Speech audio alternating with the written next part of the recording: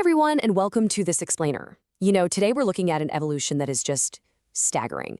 We're going to explore how the Indian gaming industry transformed from this kind of niche bedroom and cybercafe hobby into a literal multi-billion-dollar economic powerhouse. It's a shift that is fundamentally reshaping digital entertainment across the entire globe. Okay, 520 million. Let the sheer scale of that number sink in for just a second. According to the latest projections for 2026, nearly 500 million people in India are going to be actively engaging with interactive entertainment.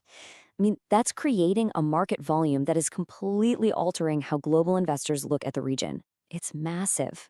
So here's our roadmap for today's journey. 1. The Geo and PUBG spark. 2. Rise of the creator economy.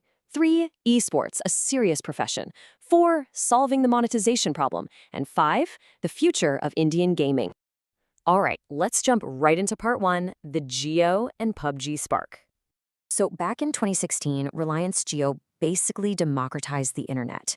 They rolled out this unprecedentedly cheap, unlimited data, right? And that created the absolute perfect runway for 2018, which is when PUBG Mobile dropped just as all these affordable smartphones flooded the market.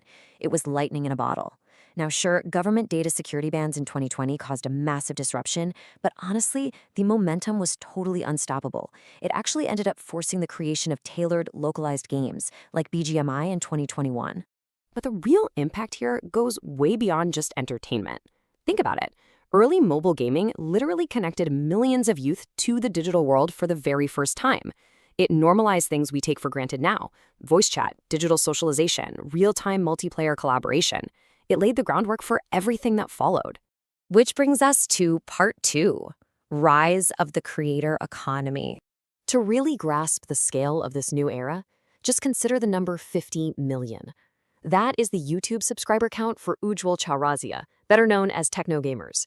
The guy started out making tutorial videos on borrowed phones, and hitting this 50 million milestone, yeah, that proves definitively that gaming content in India is no longer just some fringe subculture. It rivals, and honestly often eclipses, traditional mainstream media in both reach and influence.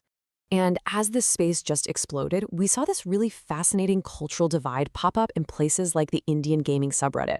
On one side, you've got the entertainers, creators who use gaming mostly as a comedic, storytelling backdrop for casual viewers. And opposing them are the real gamers, the ones grinding out high-skill, complex gameplay for hardcore fans. The crucial takeaway here is that both of these groups are successfully catering to massive but very different demands in the market.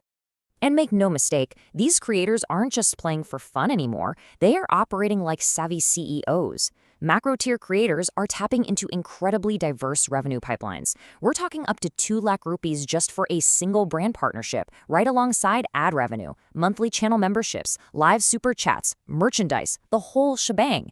They've essentially taken a bedroom hobby and turned it into a highly structured, sustainable, million-dollar business supported by dedicated management agencies.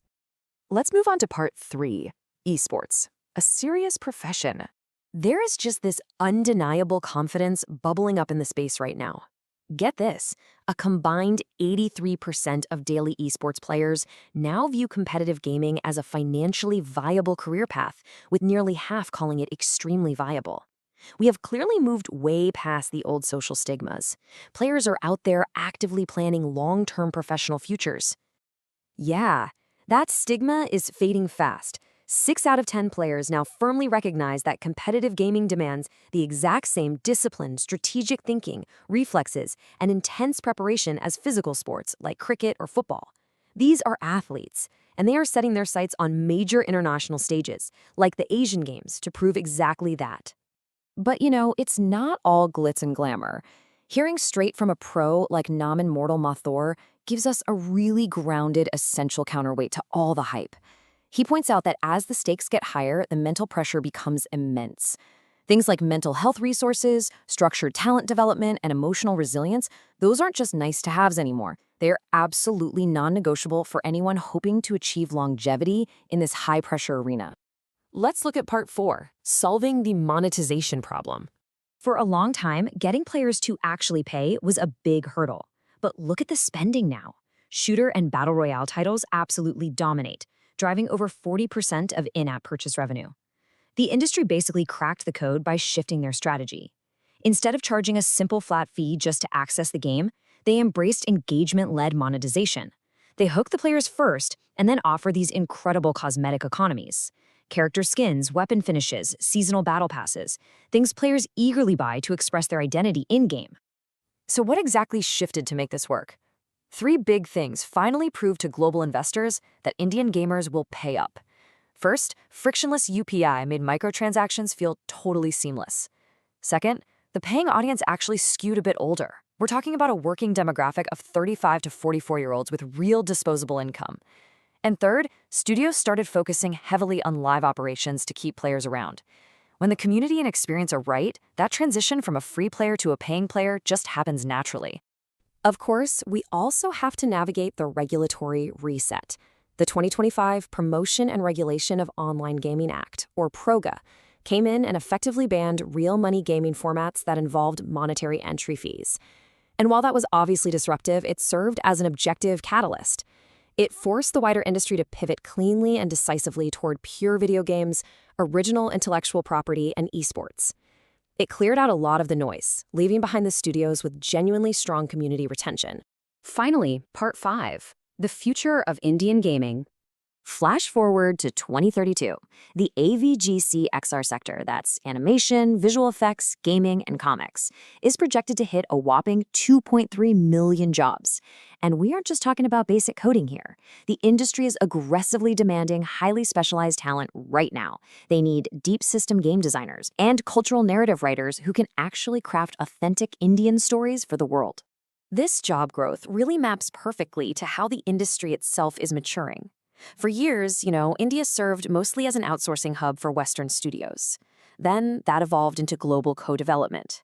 But the definitive next step, original IP creation. India is making the leap from merely providing the labor to actually creating and owning the franchises that the rest of the world plays. And even the way players interact with the games is completely evolving. We're witnessing the rise of the creator gamer. These are individuals acting not just as entertainers, but as strategists and mentors. They are out there teaching complex risk management, probability, and predictive modeling to a highly analytical audience. It proves that gaming is increasingly becoming this incredible space for serious cognitive development and peer-to-peer education. So, I want to leave you with this final thought as we wrap up this explainer. The massive audience is already here, the payment friction is gone, the creators are absolutely thriving, and the talent pool is getting deeper every single day. The foundation is undeniable. Will India's transition from consuming games to creating global gaming IPs ultimately make it the undisputed capital of digital entertainment? Thank you so much for exploring this journey with me. Keep your eyes on the screen, because honestly, the game is just getting started.